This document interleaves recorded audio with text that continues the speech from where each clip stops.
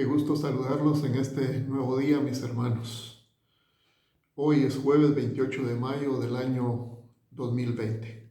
Espero que se encuentren bien, con nuevas fuerzas y ánimo para enfrentar esta nueva jornada.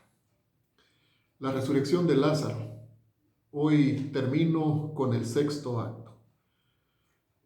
El concilio se reúne, delibera y determina la muerte de Jesús. Juan capítulo 11, versos 45 al 57. Entonces muchos de los judíos que habían venido para acompañar a María y vieron lo que hizo Jesús, creyeron en él.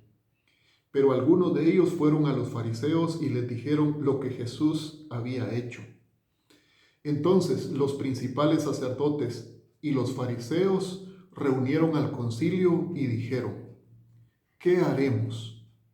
Porque este hombre hace muchas señales. Si le dejamos así, todos creerán en él, y vendrán los romanos y destruirán nuestro lugar santo y nuestra nación.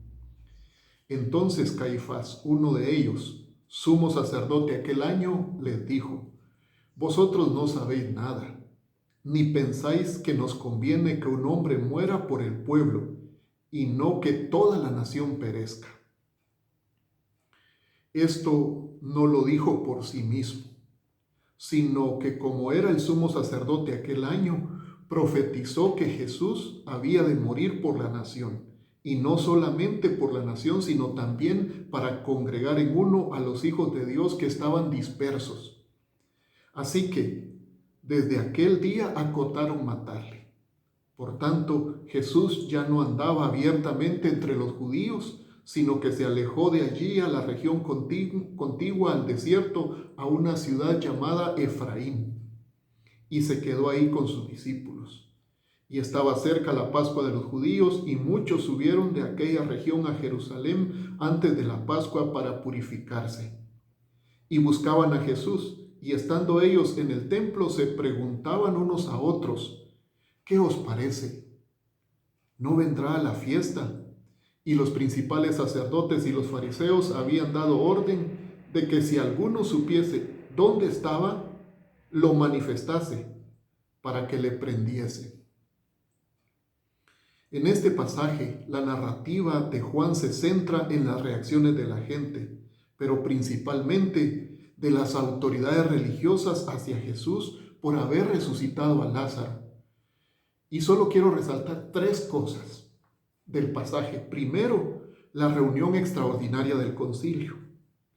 Muchas veces los que tienen la autoridad eclesiástica, llámense juntas, comités, asociaciones, consejos o concilios, convocan reuniones extraordinarias para deliberar sobre un asunto del cual ya se tiene una resolución en mente.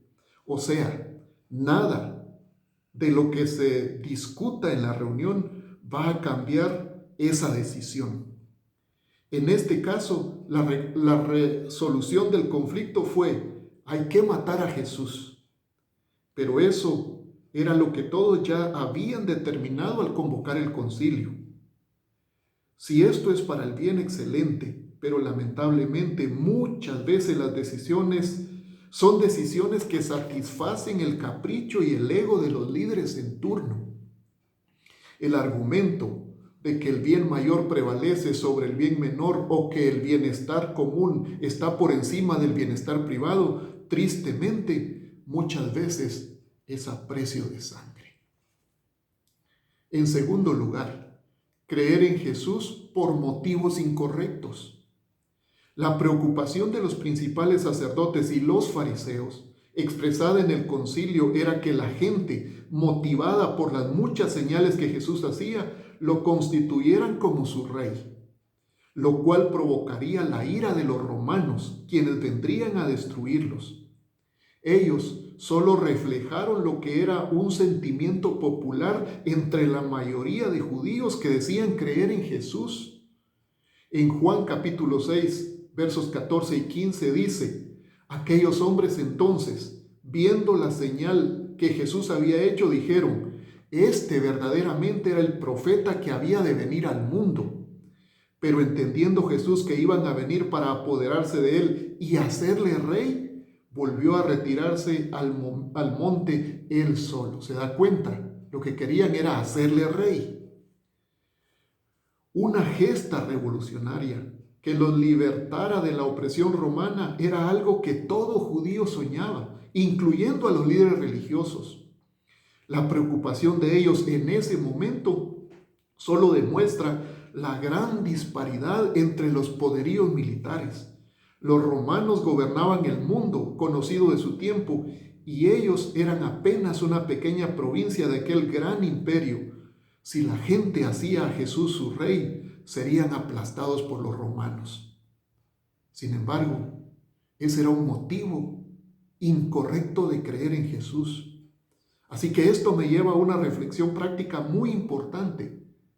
Creer en Jesús por motivos distintos, pero no como el Salvador del pecado y de la condenación.